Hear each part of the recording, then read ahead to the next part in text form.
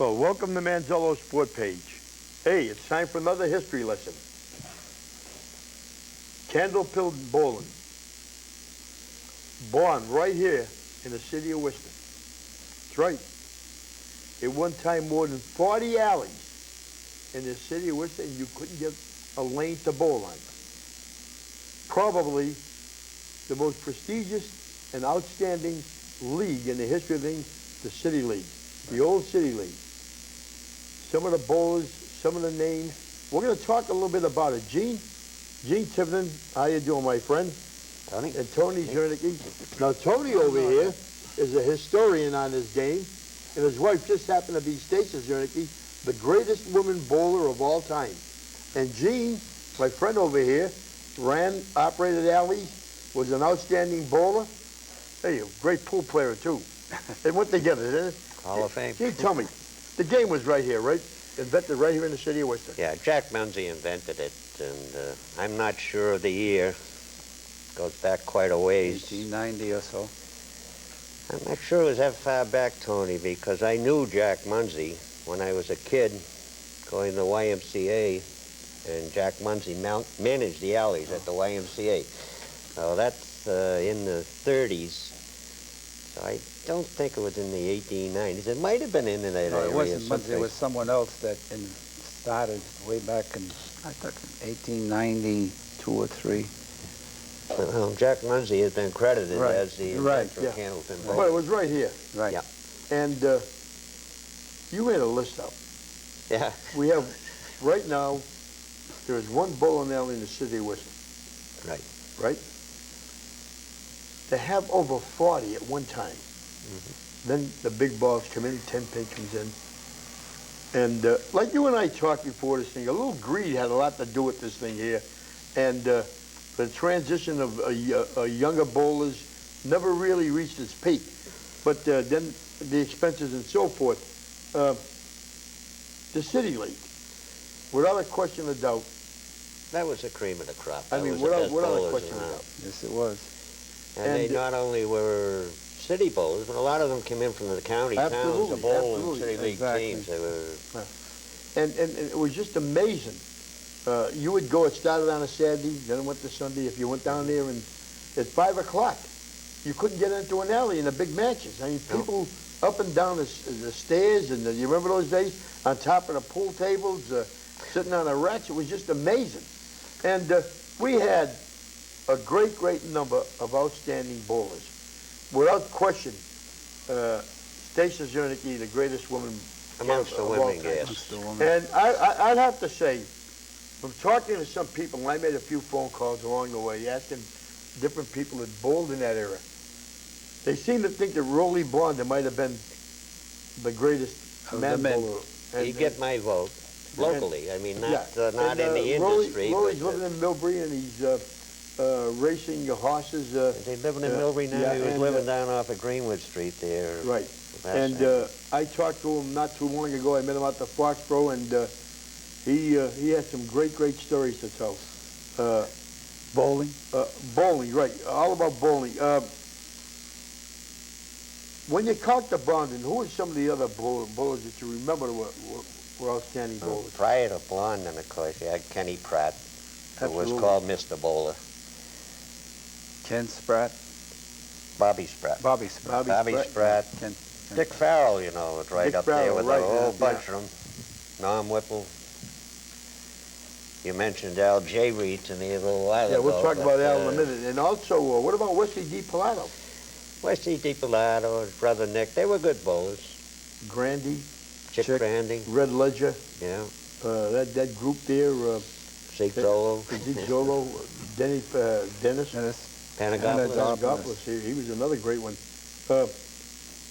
We talk about Al J. Reed, and we let the fans out there realize that Al J. Reed was one of the great right-handed pitchers in the history of the old Boston Bees.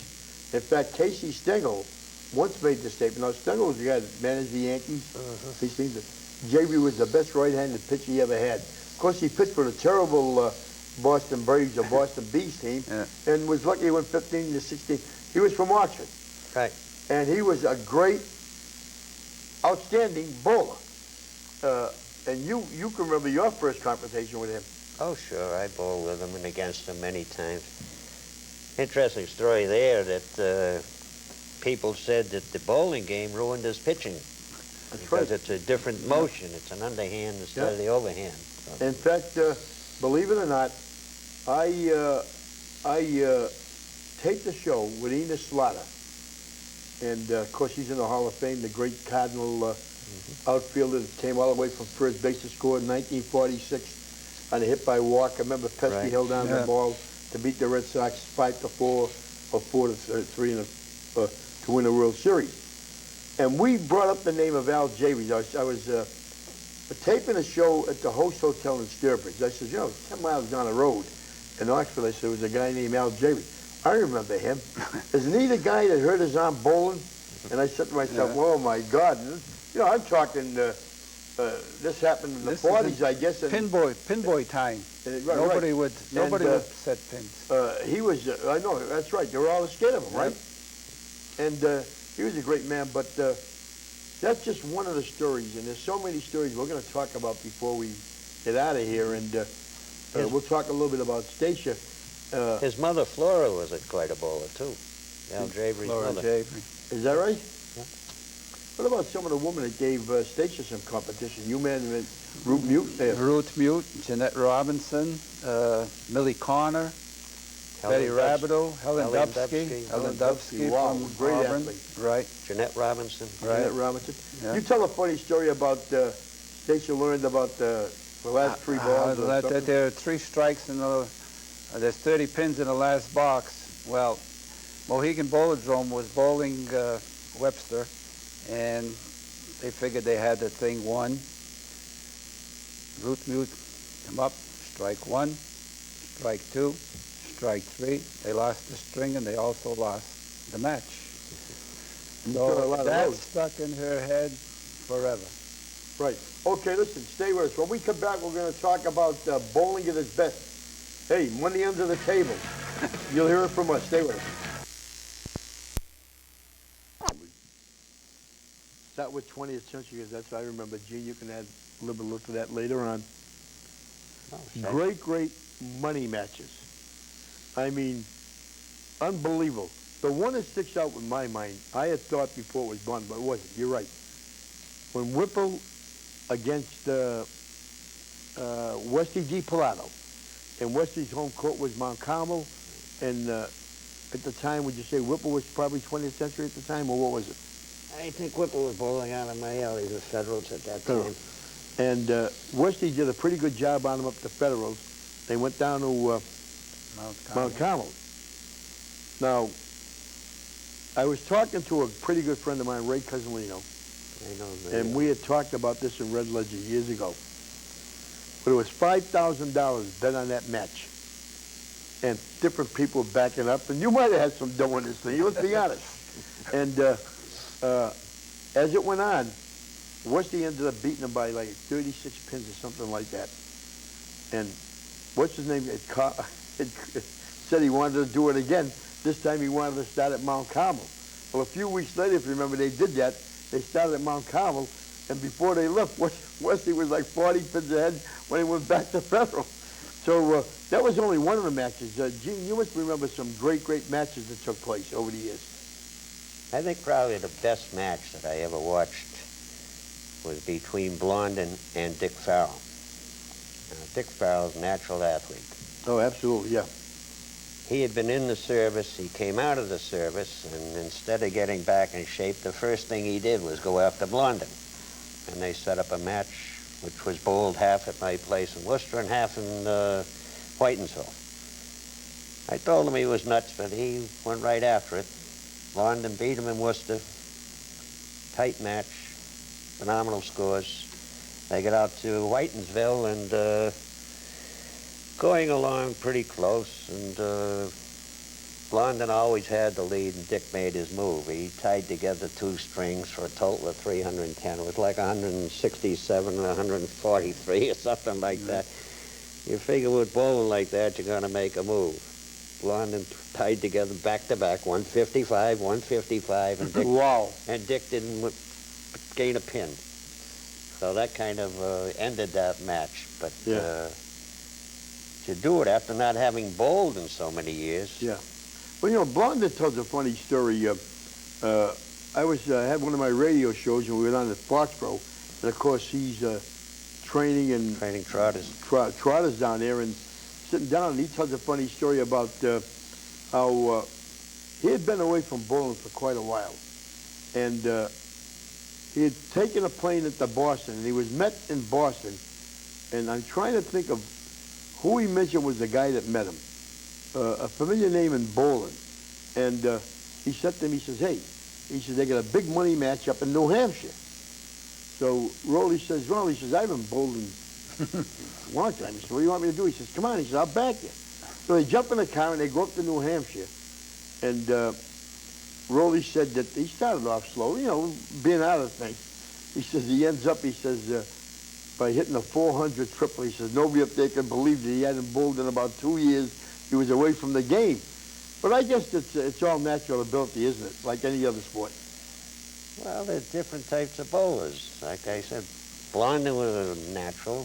Farrell was a natural. You take some people like Kenny Pratt are different. I wouldn't call them natural athletes. They worked at it. They practiced. And Took a lot of practice. fellow like Blondin, I mean, got all types of pins because he had a very strong break ball, his first ball. It was almost straight with a little break on the end of it. Farrell had a hook, Whipple threw a soft curve. Soft curve, you remember that? And That's right. Whipple's curve was worth 4 knobs of what the goats leave in the field there. But he was a hell of a shot maker.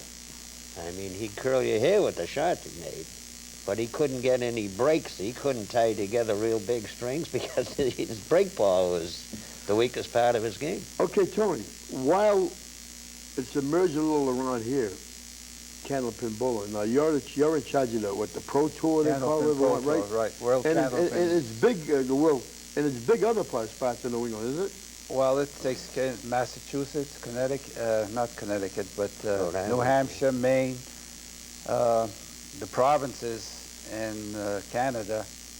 It's real big there. In fact, it's twice as big as it is in Massachusetts now. And they really go in for it big. Well, Candlepin bowling never got too far out of New England anyway. Yeah, right. They did get big in the provinces up there. Well, Wayne did. McDonald that repairs the machines, Yeah. he's always up in Canada working and scavenging old bowling alleys for parts.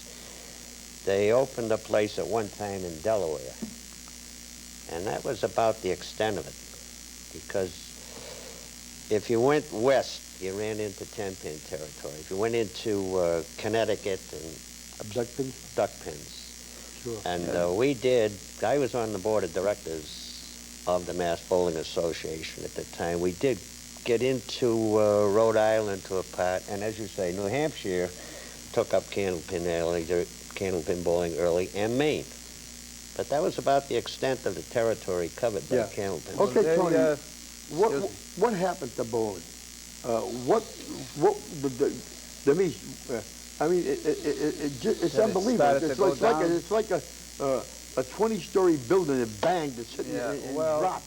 too many other activities right now. You get television and everything else, and the youngsters aren't going into it as they used to. There are not too many bowling leagues for the youngsters, and so if you don't get these young children get into the bowling, it's pretty tough. What are the active alleys around here now? Do we have any? Colonial. Colonial is besides the only Colonial. one, and then we have T-Bird and Auburn. Yeah. I think there's only about 10 or 12 in the Worcester County. Okay, let's talk about one bowler in particular who's bowling now, Tommy Oyster. Ulster. Now, he might be as good as anybody in Right. the world right now, right? I would say he was. He, Steerbridge? Yeah. Right. Southbridge, where he's from? I've seen him on TV several times. yeah, got a very good disposition as far as bowling. Nothing bothers him. He chops out a pin. He still goes. He knows there's a spare there, and he goes after with the third ball as good as with the first ball. You know, he's always going after these pins. And speaking of bowling, much to my surprise one day is down in one of the alleys, and there's Angie Vaca. Oh, jeez. And of course, Mr. Whipple is there, and they're betting, I don't know, $2 or $3, and I'm saying, what the hell are they betting about? Then you find out that they put down a curtain in front of Angie Vaca, Yeah. tell him where the pins were, Yep. and he was like a master, wasn't he? Wasn't that unbelievable? Yeah. Well, he was an advocate of spot bowling, and that's the way he taught it, as spot bowling. In other words, there were certain marks on the alleys. If you delivered your ball properly and crossed that mark, theoretically, you're supposed to hit the head pin and get a decent drop. But with the NBA, we went through a certified instructors program, and this Dick Webb came Yeah, in. sure. He was on the Hall of Fame. And I was there, and I disputed his theory because I said candlepins was not a mechanical game. There's so many different styles. I mean, you take a Exactly. fellow like Johnny Tagg, who was an import from Italy, an old-timer. Sure. He played bocce all his life. He bowled off the wrong foot. Yeah. In All you fact, had hooks and curves and reverse balls. Speaking about handicaps, what a guy by the name of Barney Cashman. That Oh, ball thing he couldn't see. yeah. And he couldn't see his hand in front of him, this guy. Sure, Barney Deliver, had no- deliver the bread or milk, whatever he had to deliver. Yeah, And but early in then the morning, Barney get on a ended White up- he had City the alley. White City alleys. Am I right? Sure. But he had glasses like the bottom of Coke And, bottles. and he loved, he'd bowl anybody for anything because he blew his pay more than once. A guy like Barney Cashman. Stacia tried that bowling behind the curtain. She bowled a match against Tony Romano. And she hit 320. 320 with a curtain in front of it? Right. Oh, my God. Yeah. Well, that's one of the reasons why we got to understand that she was the greatest woman bowler of all time. Stick around. We're going to have a special segment on Stasia Czernicki. Join us.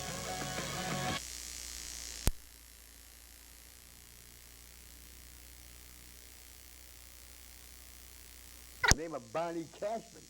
The ball thing he couldn't see. Yeah, And he couldn't see his hand in front of him, this guy. sure, Barney Deliver, had no- deliver the bread or milk, whatever he had to deliver.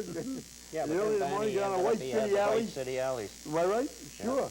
But he had glasses like the bottom of Coke bottles. And he loved, he'd bowl anybody for anything because he blew his pay more than once. A guy like Barney Cashman. Stacia tried that bowling behind the curtain. She bowled a match against Tony Romano. And she hit 320. 320 with a curtain in front of it? Right. Oh, my God. Yeah. Well, that's one of the reasons why we got to understand that she was the greatest woman bowler of all time. Stick around. We're going to have a special segment on Stasia Czernicki. Join us.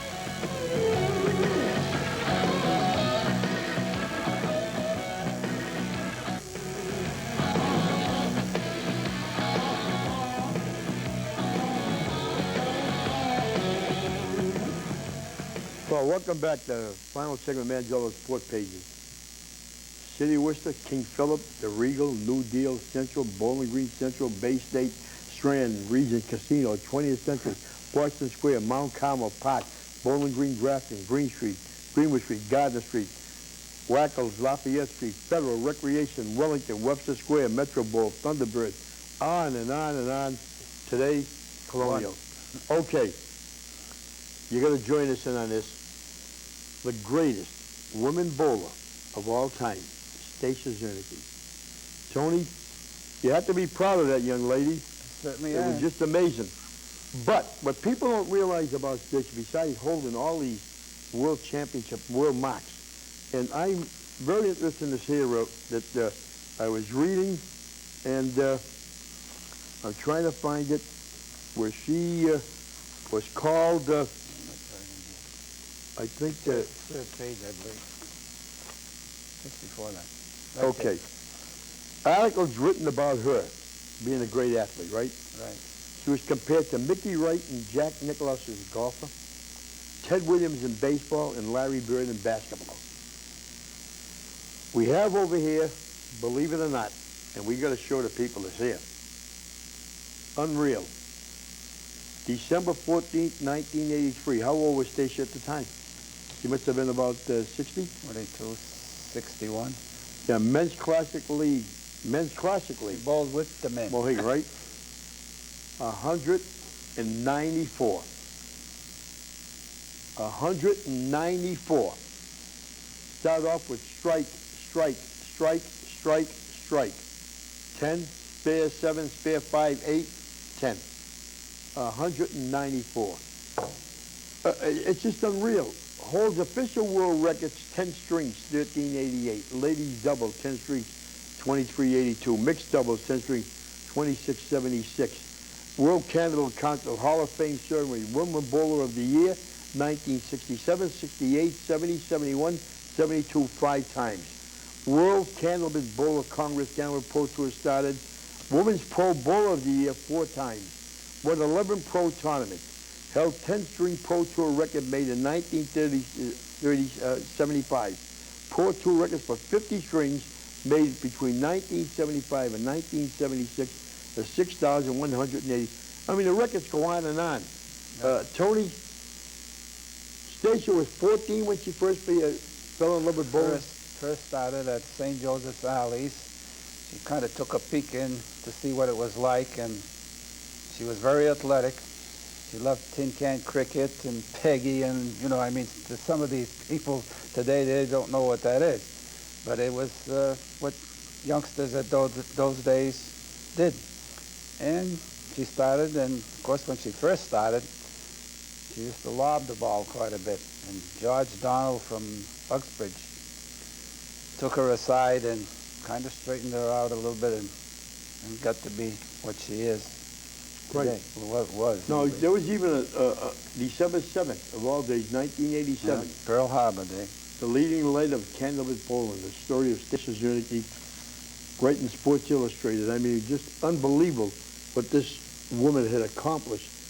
Gene, she's got to bring back great memories to you, too. Oh, sure. I knew and respected Stacia for many years, and she was a great ambassador of goodwill for the sport of bowling, too. And the NBA, we loved her. She was teaching and so forth at Helen Sewell's place down in Natick, you said. Some of the other lanes were in the 60s with Dick Chafee from Long Meadow. As far as she was concerned, what did she think was the highlight of her career? Tony, if you had to pick out one segment of a great, this is like Ted Williams asking him what his best game was. I think winning the first World's Tournament, well, we call it World's Tournament but it's actually just, like we mentioned before, it's in New England. When she won the tournament up in Maine, that was the first one, and a beautiful trophy that stands about 3 feet high, got nice blue columns and all that. I think that was probably one of them. But there were so many that it's too numerous to mention. Was she ever challenged by men? She did bowl men. I think one of the fellows that she bowled against was Carlson from Harvard. Poor Carlson got beat. He got beat? Yeah. Was she a money bowler? No, nobody wanted to bowl with the ladies. I mean, the men probably would have. Yeah. But she was good enough to bowl in the City League, right? Yeah. She was good enough to bowl with anybody. Yeah. And, back in the... I felt bad there one year. I had a hell of a women's City League team. And, of course, Stacia, coming from Webster, was not bowling in the City League team. And when my club, with the likes of Helen Dubsky, Rose Sensak, Gloria Larrabee, oh, I have trouble tracing all the names of them now, but when they were going into the state tournament, Stacia asked me if she could bowl with my club, and I said, geez, I'd love to have you, but I mean, who can I sit down? Yeah. But no, she was a great, great athlete and a marvelous person besides. She passed away how long ago, Tony? January 17th, 93. Of a rare disease. Rare disease called amyloidosis. In fact, some of the doctors even have trouble with it. Great. That they have 1,000 people in the United States that have it. Yeah, you have a son that's a pretty good bowler, don't you? Yeah, Eddie's got the highest single on Don Gillis's Channel 5 Candlepin show, 197. Had 10 marks and finished with 11th mark in there, and nobody's done it since, throwing a spare on a strike. And other than a 2 on a spare, you could have hit 200, which has never been done on TV. Okay, listen, I want to thank you two guys. Gene, thanks an awful lot. Oh, it was Tony, wasn't it? thanks an awful lot. Well, Thanks for this trip down memory lane. Yeah. Oh, boy. there's plenty of Those were the memories days. there. See you all next week.